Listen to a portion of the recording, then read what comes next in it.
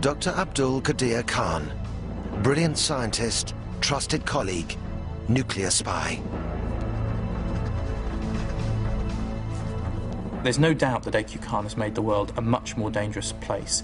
He's made it much more likely that a terrorist group could one day get their hands on the nuclear bomb. Khan's master plan: to steal Europe's nuclear secrets. Build an atomic bomb for Pakistan. This is it.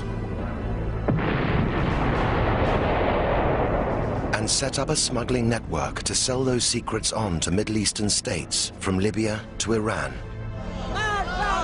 It's very dangerous if Iran gets the bomb. And let me just add, if there had been no A.Q. Khan, we would not have a crisis now. The cost would be in the region of $100 million US. Of course, we will pay. This was one-stop shopping. This was everything from enrichment of uranium to the actual warhead design. A nuclear network reaching as far as North Korea. I will not stand by as peril draws closer and closer. The United States of America will not permit the world's most dangerous regimes to threaten us with the world's most destructive weapons. But the West did too little, too late. It could have been stopped, without any doubt in my mind. I think it's one of the biggest failures in history. So we're all going to pay the price.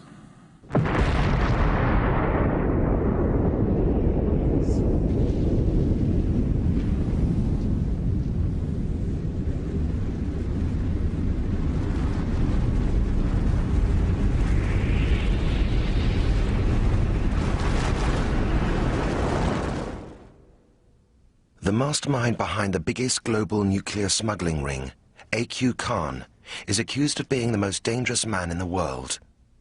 Khan is not permitted to tell his own story, and in this film he is played by an actor.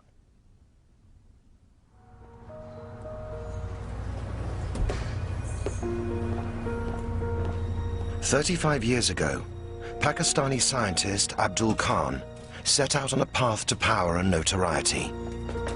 He got a job at Europe's largest civilian atomic research consortium, Urenco. He was soon well liked by his colleagues. A.Q. Khan was obviously a very bright metallurgist. He was more than that. He was someone who was easy to get on with, and he was someone who we believed you could rely upon. Urenco's thousands of gas centrifuges provide the uranium fuel for Europe's nuclear power stations. Centrifuges can also enrich uranium for use in an atomic bomb.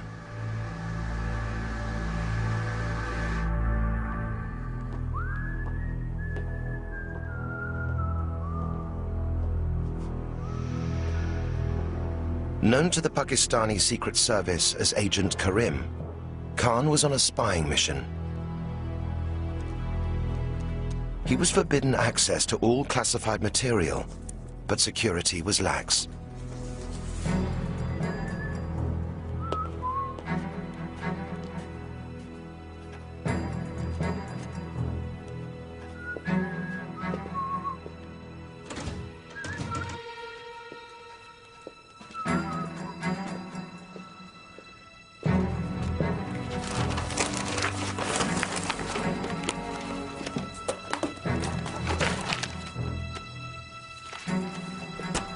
Good evening, Dr. Khan. Working late? No, I'm just writing to my family in Pakistan. You see, they're always complaining they never see or hear from me. Okay. I'll see you on the way out. Yes.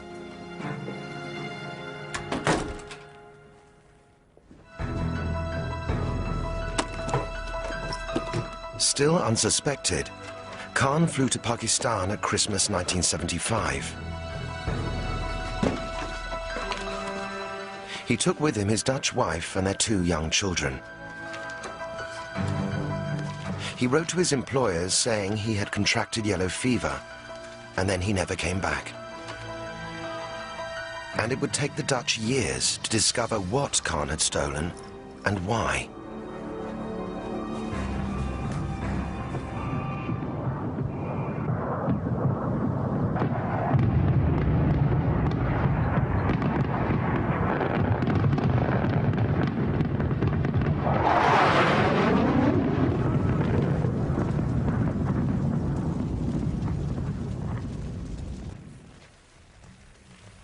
The young nation of Pakistan had recently suffered a crushing defeat by India.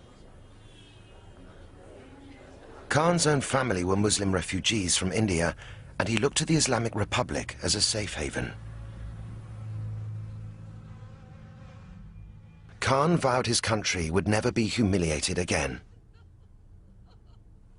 A.Q. Khan was motivated by a fierce patriotism, fierce nationalism, a desire to defend his home country of Pakistan. And he saw delivering Pakistan the atomic bomb as a means to delivering Pakistan's security. That was his original motivation, protecting his own country. Pakistan's leader, President Bhutto, swore the nation must have the bomb, even if it meant the people had to eat grass to pay for it.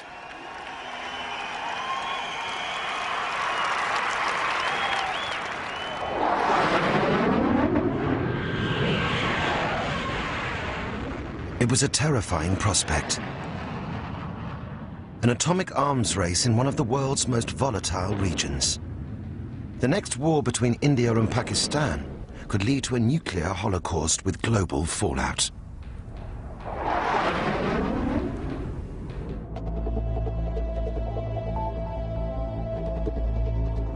In 1976, Bhutto gave Khan instructions to find a location for a top-secret research facility.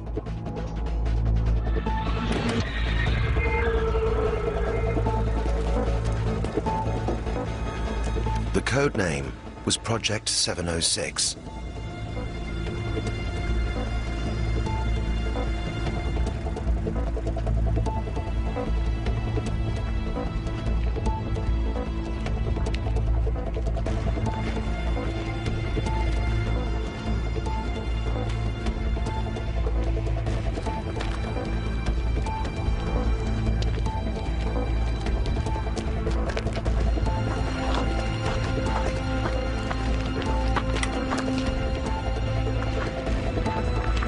Khan chose Kahuta in the foothills of the Himalayas.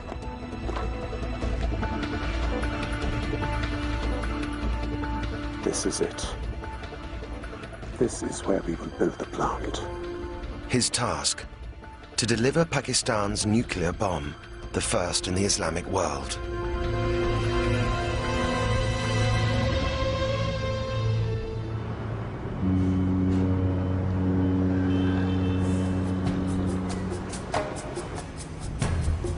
Khan has since told his biographer how he built the Kahuta plant from scratch, relying on foreign suppliers.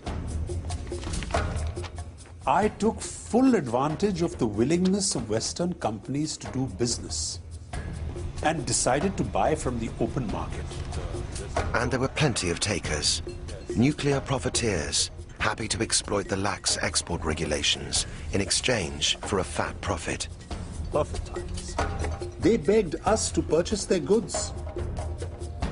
And for the first time, the truth of the saying, they would sell their mothers for money, dawned on me. We purchased whatever we required. When are you coming to Pakistan? His next step, to create fuel for a bomb. Khan needed to smuggle centrifuge parts out from the West. Khan's agents made contact with German businessman Gotthard Lerck.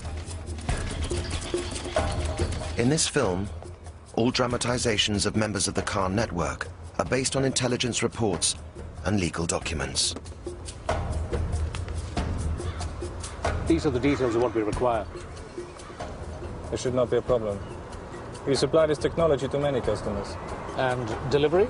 Will you have any problem with exporting these goods? No, this will not be an issue. We require no special permission from our government. Much nuclear technology is dual use, usable for peaceful purposes or for the bomb. A loophole Khan often exploited. Such deals were worth hundreds of thousands of dollars to Lurk's company.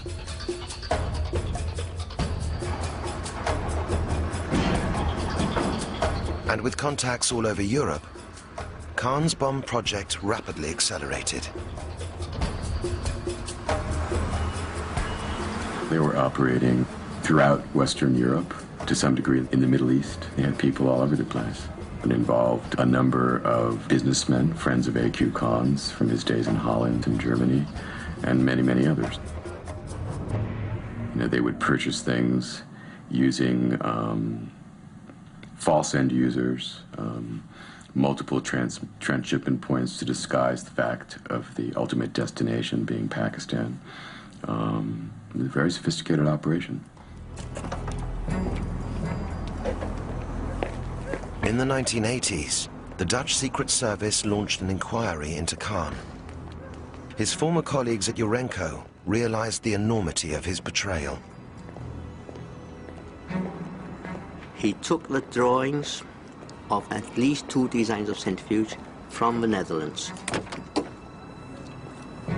He took them together with the lists of European suppliers who he knew then he could go back to and very quickly get the necessary raw materials, components and equipment.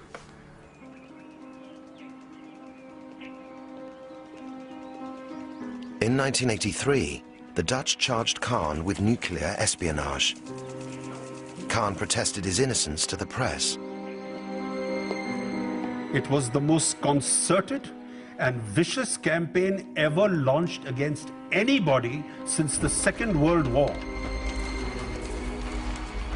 I was presented as a fanatic Muslim devil, a James Bond or a Dr. No or whatnot.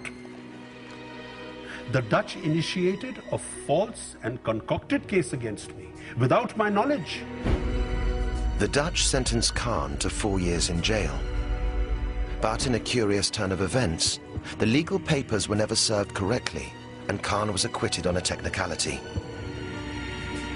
He continued to defy the West. Whatever we achieved at Kahuta is purely due to our own hard work, 100% Pakistani effort, and no foreigner has helped us in any capacity. By 1985, Western intelligence already knew what Kahuta really was.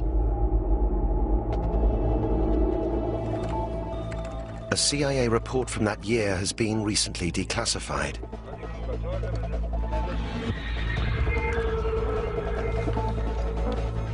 Pakistan has had personnel and facilities dedicated to the pursuit of a nuclear weapons capability since 1971.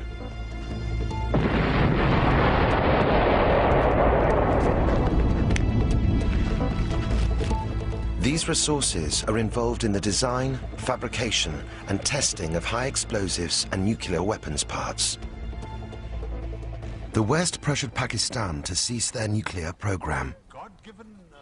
Khan retaliated with a blunt letter to the German press. I would question this bloody holier-than-thou attitudes of the Americans and the British. These bastards are the God-appointed guardians of the world to stockpile hundreds of thousands of nuclear warheads and have the God-given authority to carry out explosions every month. And if we start a modest program, we are the Satans, the devils. Khan had thwarted European justice, but Western intelligence continued to follow him on his travels. One of his frequent destinations was particularly alarming.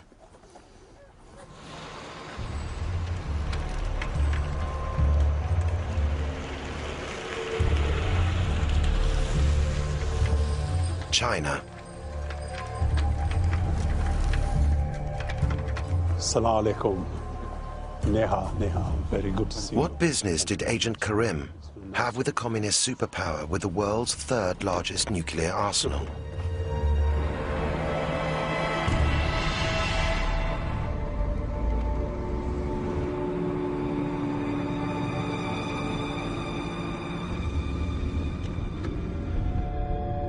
Conventional surveillance methods on Khan failed to provide enough details of his dealings with China.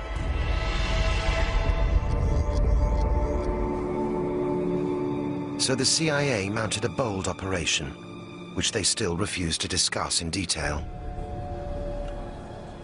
All I can say is that the Chinese provided an invaluable assistance to Pakistan's nuclear efforts. Okay? And I'd say the rest of it I can't go into because, you know, it's quite classified. They shadowed Khan on one of his frequent foreign trips and picked their moment.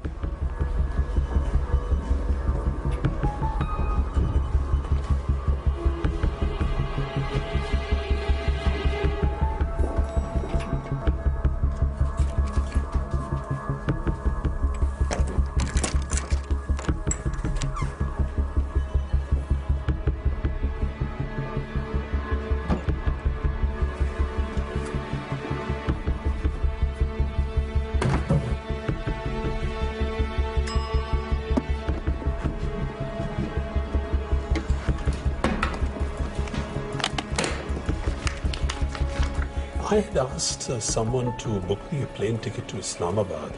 Could you please find out if it has been done? The contents of Khan's briefcase confirmed that Khan had obtained the Chinese design for a nuclear warhead.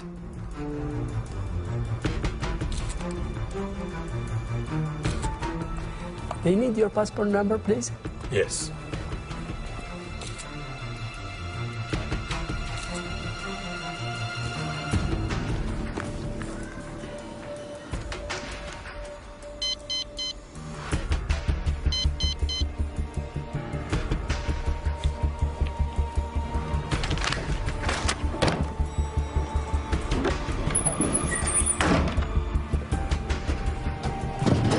The CIA now knew the full significance of Khan's trips to China. Excuse me. Thank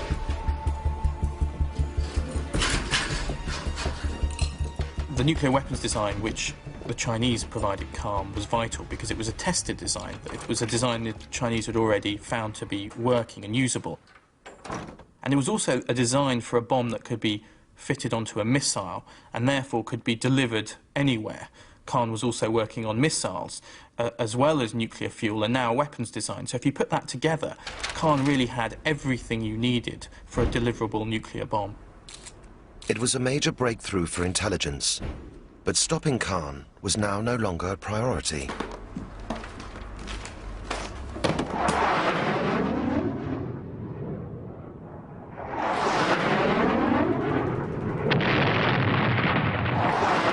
Afghanistan.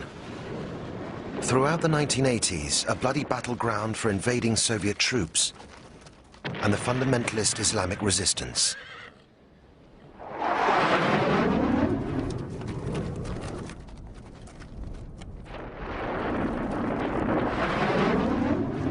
American policy: defeat the Russians at all costs and bring down the evil empire.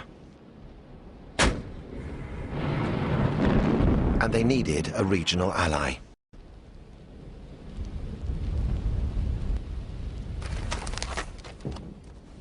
It's clear that during the 1980s, the U.S. was receiving some very troublesome information about Pakistan's nuclear weapons program.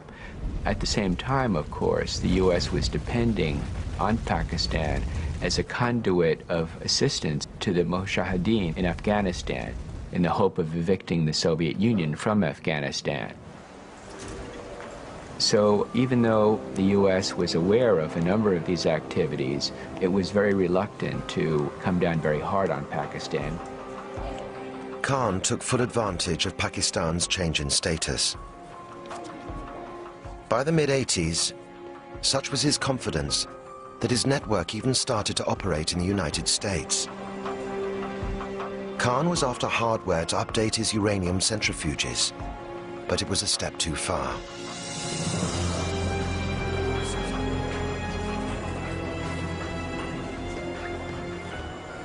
We felt something had to be done, and so we took certain steps. What we were dealing with at this point was violations of U.S. criminal law. as opposed to the Khan network's activities overseas. Barlow oversaw a sting operation on a Pakistani-born businessman, Archie Pervez. Pervez was suspected of being a frontman for the Khan network, and he was after some very sensitive technology. I learned that Archie Pervez was attempting to purchase 25 metric tons of something called 350 grade Malaysian steel.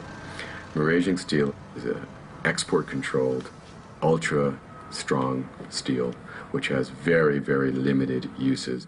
The reason it's controlled, primarily, is that it's used to make rotors for gas centrifuges to enrich uranium. The team needed to know who Pervez was buying for and where the steel was being smuggled to. One container will pick up on the 15th. I want you to inspect both shipments, though. Sure, I will. I'll pick up the other a week later. The reason I'm picking up 2 shipments, we want to recycle the money. Recycle the money? Okay. Okay? I want to protect my clientele. Finally, Pervez let slip what they needed to know. Good. The Kahuta client is ready. It's going to the Kahuta plant. Okay. Kahuta, is that the correct pronunciation? Am I saying that right? Yes. Okay, great.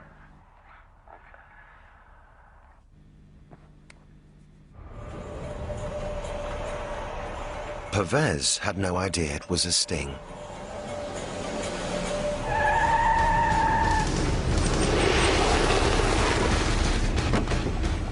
Mr. Pervez, you're under arrest. U.S. Customs. Please turn around. You have the right to remain silent. Archie Pervez was convicted for the attempted export of the material for the Pakistani bomb program. But the reaction of Barlow's political masters would come as a complete shock.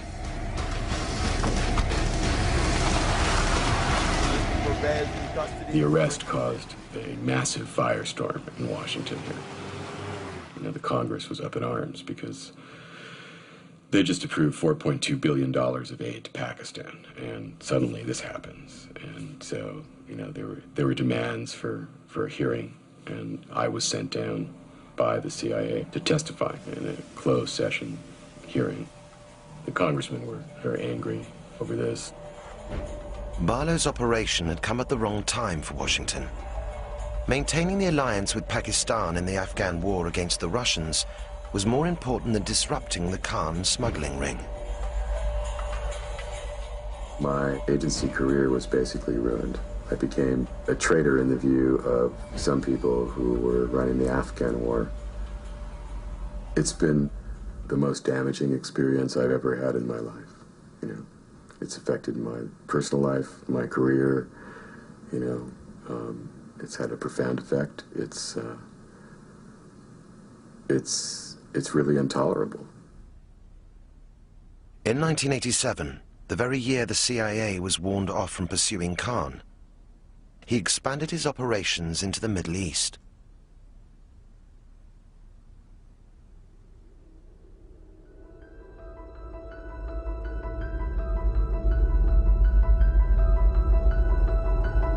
His headquarters were in Dubai, and the nature of his business was changing.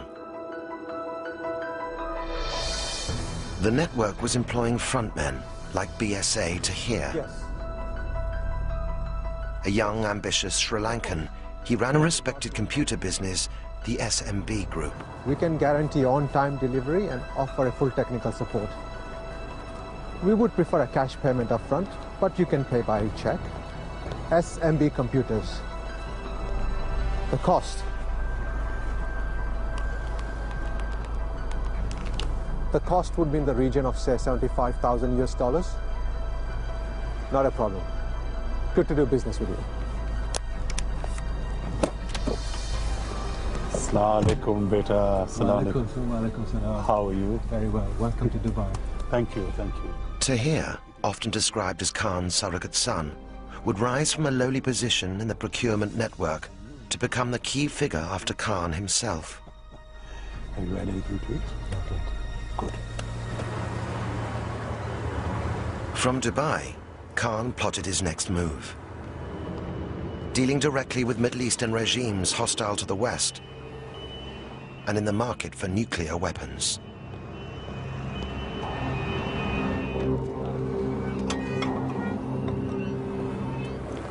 Ah, Assalamu alaikum, Heinz. Assalamu alaikum. Please sit down.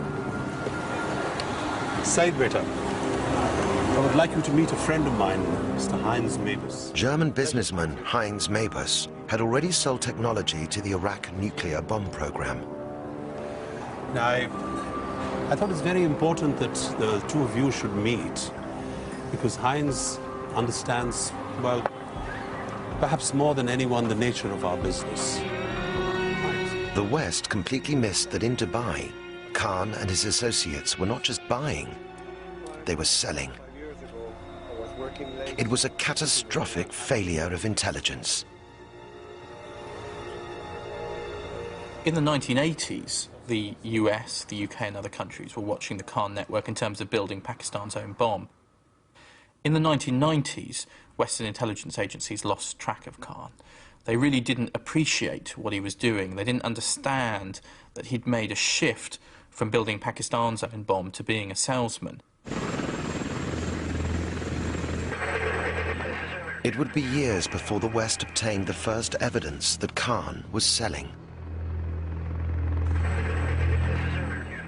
They had to wait until after the First Gulf War, when UN weapons inspectors went into Iraq to check on Saddam's weapons of mass destruction, including his atom bomb project.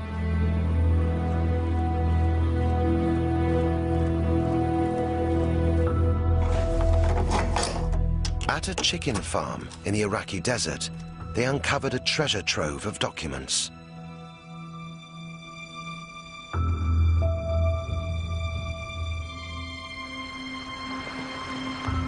Now at the International Atomic Energy Agency in Vienna, where Khan's former colleague at Urenco, Trevor Edwards, works as a weapons inspector. Still classified, the chicken farm documents include the AB, or atom bomb memo. The memo reveals that in 1990, the Iraqi Secret Service had received an offer from Khan's network. Dr. Abdel Qadir Khan is prepared to give us project designs for a nuclear bomb, materials from Western European countries via a company he owns in Dubai. Ironically, Saddam turned them down because he thought it was a CIA setup.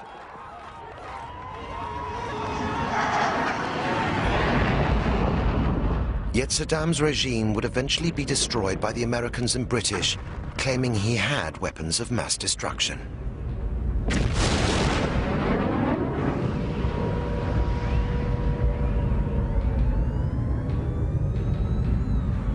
Inexplicably, the West did nothing to stop the very man who had tried to sell Saddam nuclear secrets.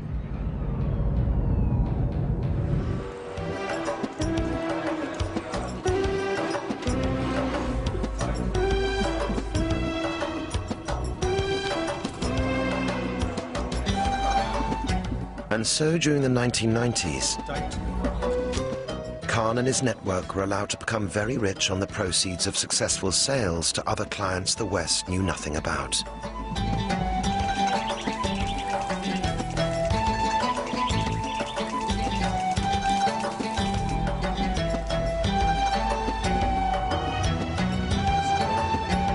Khan became a multi-millionaire with a large property portfolio, a collection of vintage cars, and a taste for tailor-made suits. Here, I'll take 2 shirts of the same size, please. Thank you. I think Khan was motivated by a mixture of greed and idealism. Greed was definitely there. He amassed a large amount of money. But he also did have wider ideological motivations. Motivations partly centred around resentment of the West, partly centred around a desire to spread the bomb to as many countries as possible, because he believed it was the right of countries to have a nuclear bomb for their own security if they wanted it. May 1998. Pakistan exploded its first bomb in response to Indian nuclear tests the same month. The threat of atomic warfare on the subcontinent between the two enemies was now ever present. But overnight, Khan became a hero in Pakistan and much of the Muslim world. I remember how President Musharraf praised me to the Pakistani people. Allah Almighty has heard our nation's prayers. You are a national hero. Your place in history is assured.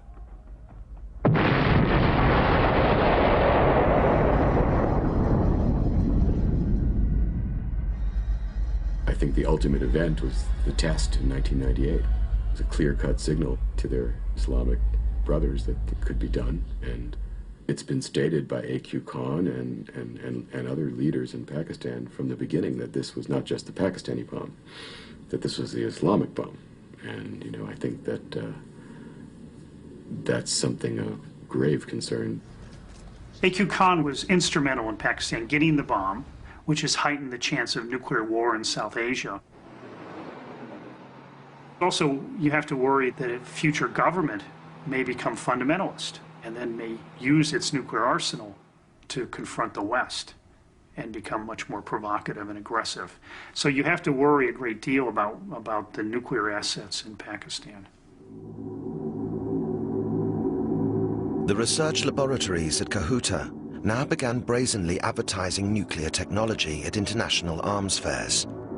But who was Khan selling to?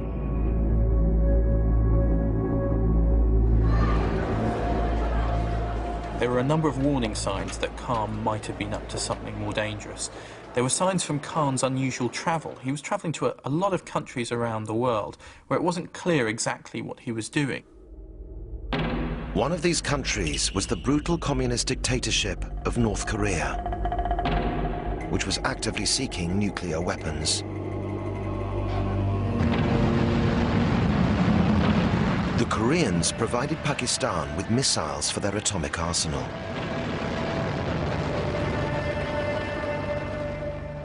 In return, Western diplomats suspected Khan provided them with centrifuges, which Pakistan denied.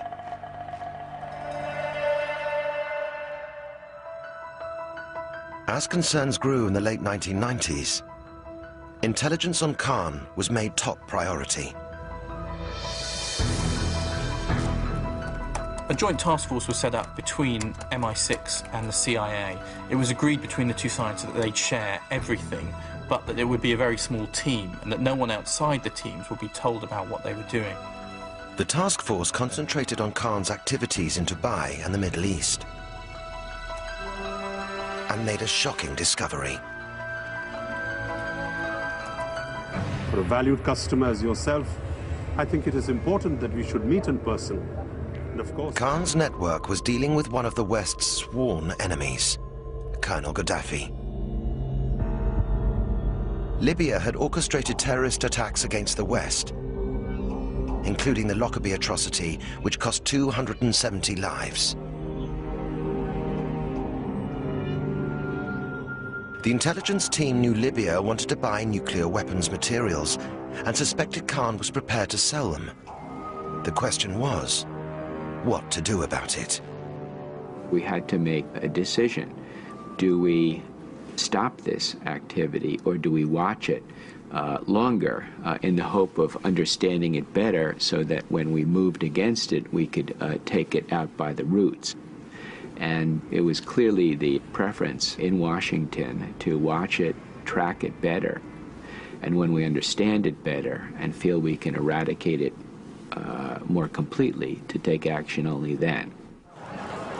But the pursuit of Khan was suddenly thrown off course.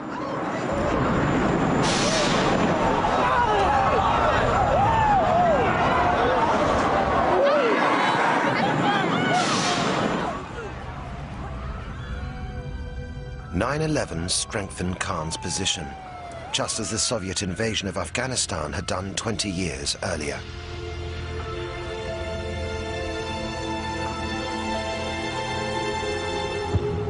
September the 11th attacks hugely complicated and slowed down efforts to stop A.Q. Khan.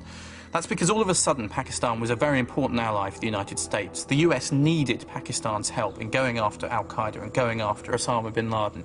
And that was a problem in dealing with A.Q. Khan, because to deal with Khan, you needed to put pressure on Pakistan. And doing that was very difficult because of Khan's status as a national hero. The Americans pressured Pakistan to rein in Khan. President Musharraf called him in person.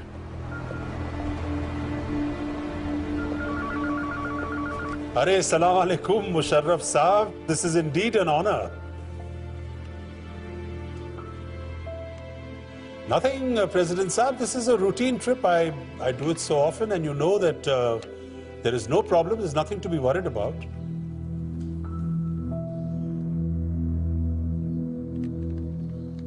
President Saab, why are you bothering yourself with the details? You know that when I am there, everything will be okay, inshallah.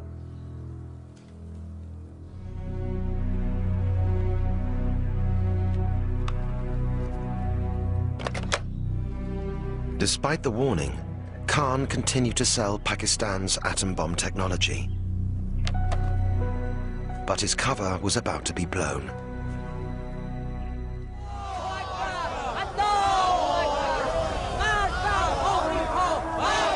Iran, the hardline Islamic Republic, and another Middle Eastern state with nuclear ambitions.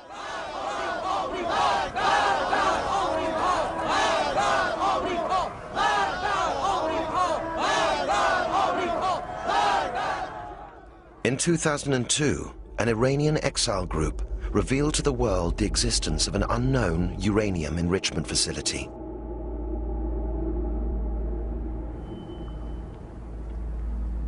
Six months later, after intense diplomatic negotiation, UN inspectors gained access to Iran.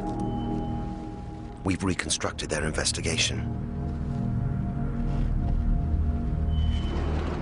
They headed straight for Natanz. They offered us a helicopter ride from Tehran to Natanz, but we decided that let's take a car. We drove that 250, 300 kilometer stretch from Tehran to Natanz. And with a high speed, it was all the time 170 kilometers per hour when we are pushing, because most of the time it's actually almost like a desert.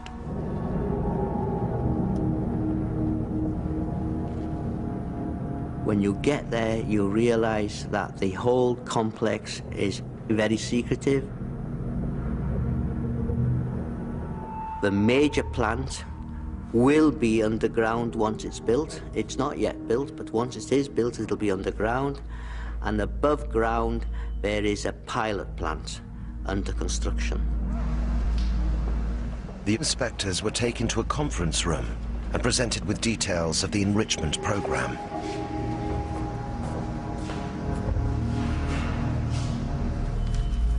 The Iranians claimed they had nothing to hide. He said that we have developed this all by ourselves. We have used certainly all public information which was available. The project had lasted 5 years and basically used internet, etc. And that's what you see, and this is a genuine Iranian centrifuge. I went into the pilot plant. I also went into the workshops. Now, in the workshops, they had a model of a centrifuge which they said was an indigenous design of centrifuge. However, when I walked into the room, I recognized it within 10 seconds as the Dutch design of centrifuge that I had known in the 1970s. It was based upon the technology acquired by A.Q. Khan from when he was in the Netherlands. Suspecting the Iranians were not telling the truth about where they had obtained their centrifuge technology, the inspectors visited other sites.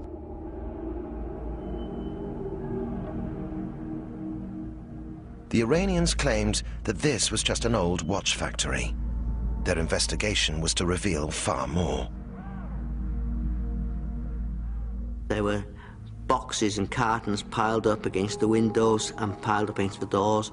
And very strangely, the janitor could not find the keys for these buildings. time we realized that some parts of the building had been totally renovated. So old ventilation system had been taken out, new nice tile floors and walls were in place.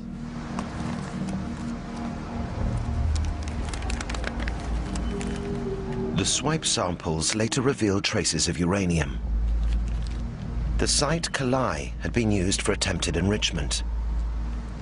But far more worrying, chemical analysis showed the centrifuges could not have been built in Iran. Conclusion: the Iranians were lying.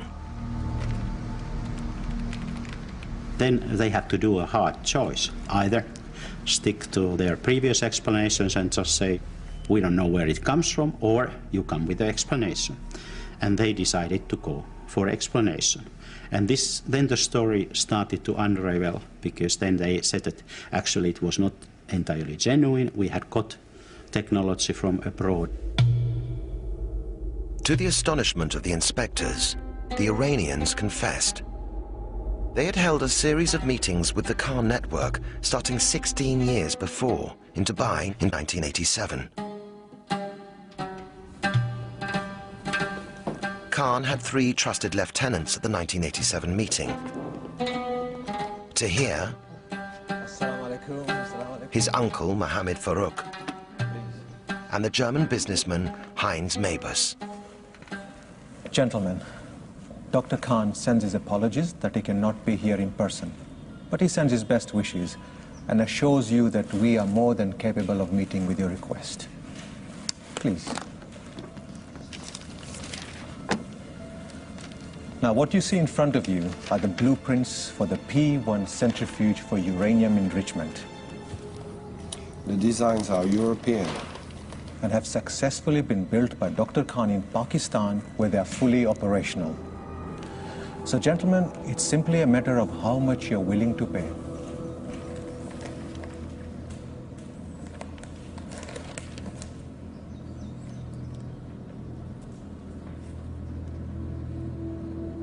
The Iranians wrote a check for $3 million.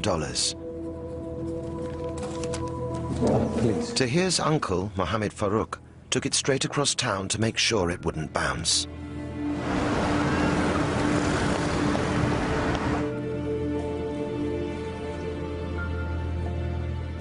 The check cleared.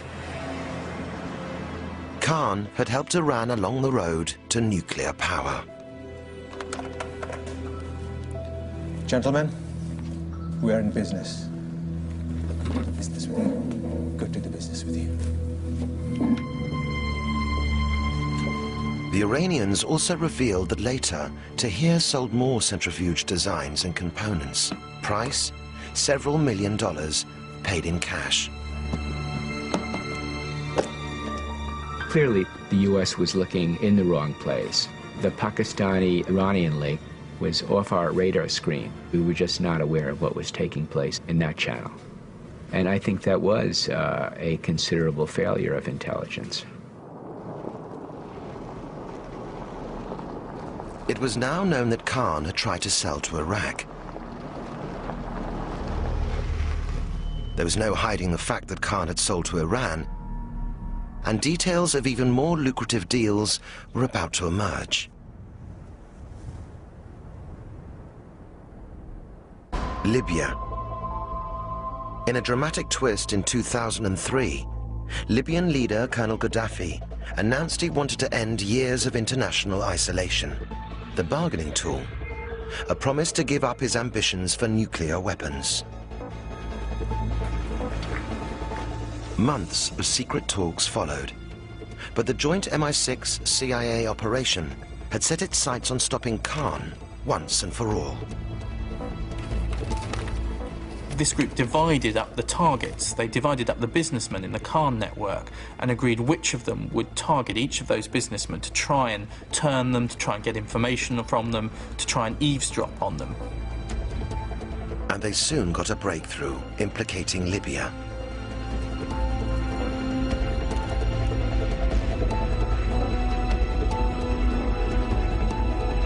A Malaysian engineering company, SCOMI, had been awarded a contract worth $13 million by Tahir. The factory was told that the specialist equipment was for the Middle Eastern oil industry. And Scomey believed this to be the case. But the project was overseen by Swiss engineer Urs Tinner, the son of one of Kahn's associates who had supplied Kahuta in the 1980s.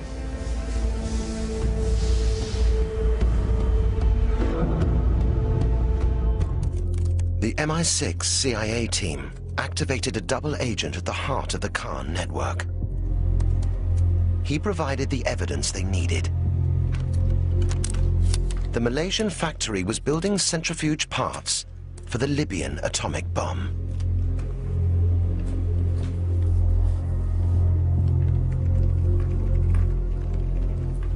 In 2003, the same source provided an invaluable tip-off. A container ship, the BBC China, was bound from Dubai to Libya. They seized the chance to move against Kahn, diverting the ship to Italy.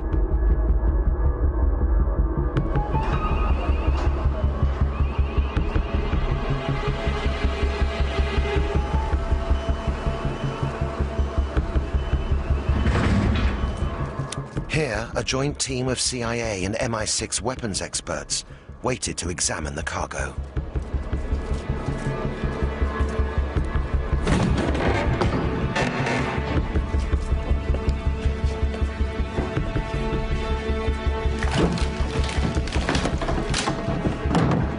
Inside, centrifuge parts bound for Libya, some from the Malaysian factory, and others from Kahn's Kahuta plant.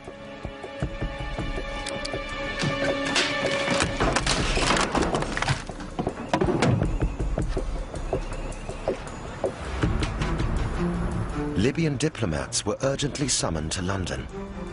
At an exclusive club, the British and Americans used the BBC China seizure as leverage to force the Libyans to give up on their nuclear weapons program. We did have a private room to conduct business in this very impressive surrounding. It was a discussion that was quite difficult, and I think all of the participants in that discussion would agree with that characterization, and it went on for a good number of hours. This evening, Colonel Gaddafi has confirmed that Libya has now declared its intention to dismantle its weapons of mass destruction completely. A month later, a team of UN weapons inspectors arrived in Libya. They told very frankly that they had contacts with Dr. A.Q. Kahn in terms of getting the technology and the meetings mid-1990s, so we got a very good start.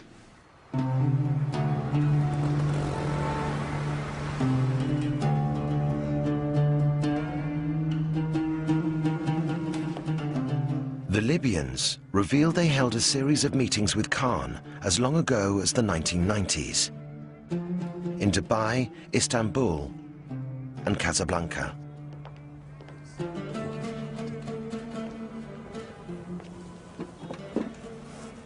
You're asking for a lot.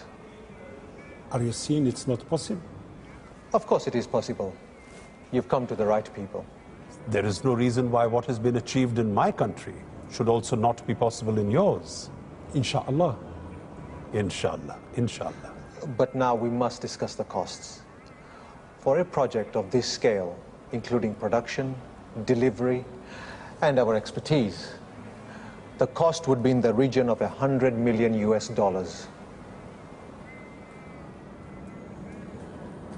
It's a great deal of money. But for what we're offering, surely a small price to pay. Of course, we will pay. Good. Shukran. This remains Kahn's biggest known deal. Good to do business with you. Shukran. Shukran. On the Libya trip, the inspectors were taken to a secret site on the outskirts of Tripoli.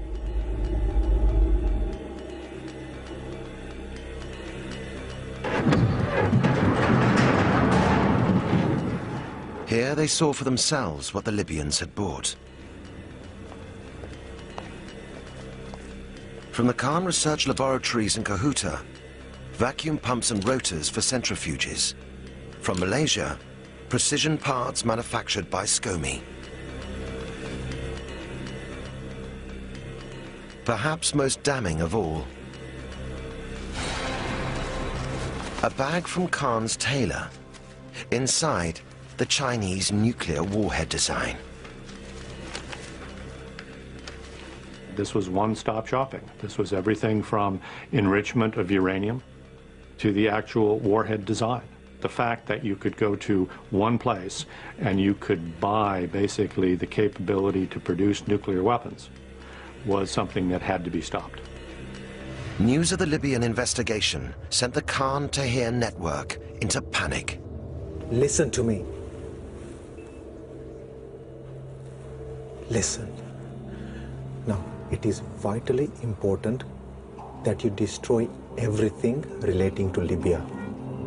Yes, all the documents, all the emails, everything.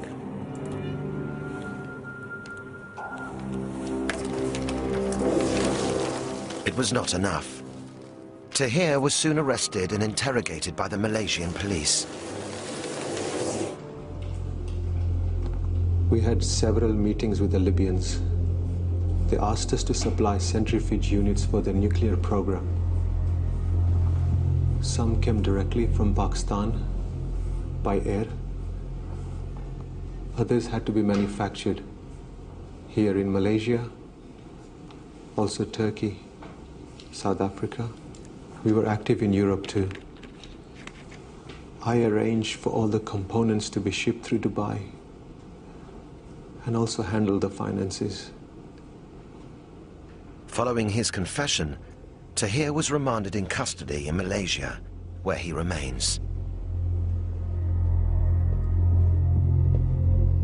The Pakistani authorities could protect Khan no longer. Before the nation, the father of Pakistan's nuclear bomb was forced to confess he sold his country's atomic secrets for personal gain. My dearest brothers and sisters, much of the evidence that I have been confronted with is true and accurate. I have chosen to appear before you to offer my deepest regrets and unqualified apologies to a traumatized nation.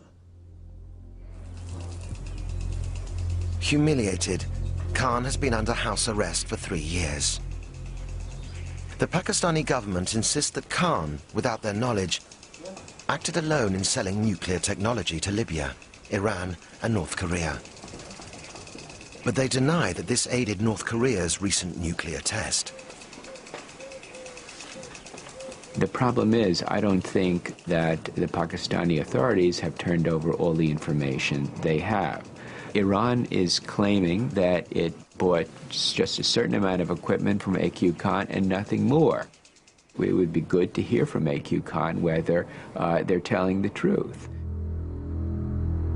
Today, Natanz remains at the center of the diplomatic crisis over Iran's nuclear program. Close to completion, it'll house up to 50,000 centrifuges, enough to enrich uranium for a weapons program.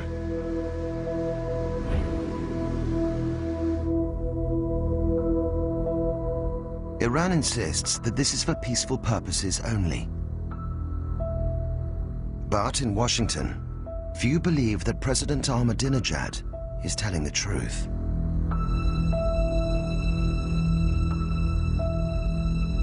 Iran aggressively pursues these weapons and exports terror, while an unelected few repress the Iranian people's hope for freedom. It's very dangerous if Iran gets the bomb. And let me just add, if there had been no AQ Khan, we would not have a crisis now. Iran would not have been able to make progress on building gas centrifuges without the assistance of AQ Khan and his associates. The blame for this crisis really should rest squarely with Khan. And it has since emerged that Khan's one-stop shopping network has been involved in more than supplying centrifuges.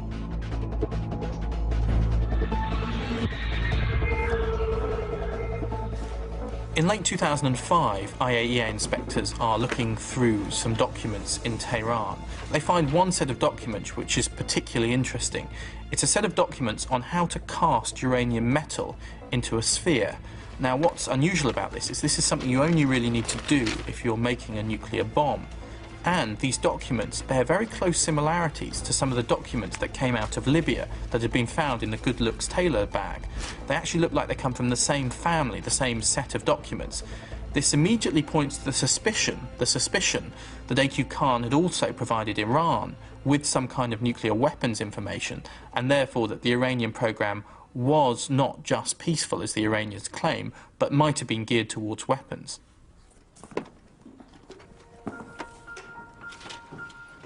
And there are still so many unknowns. No one has access to Khan, or to the diaries he's kept for the past 30 years. Khan's trade in terror began when he betrayed his colleagues and stole the West's atomic secrets. Today, his own secrets are well kept.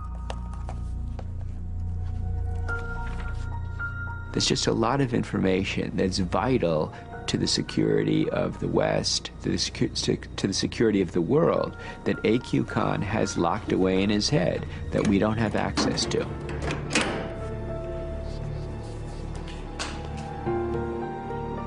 I think A.Q. Khan is vastly more dangerous than Osama bin Laden. Osama bin Laden, at the moment, is, capable of nothing more than conventional terrorism. A.Q. Khan has spread weapons of mass destruction to the most dangerous regimes in the world. Nuclear weapons technology is now available on the black market, thanks to A.Q. Khan, the trader in terror.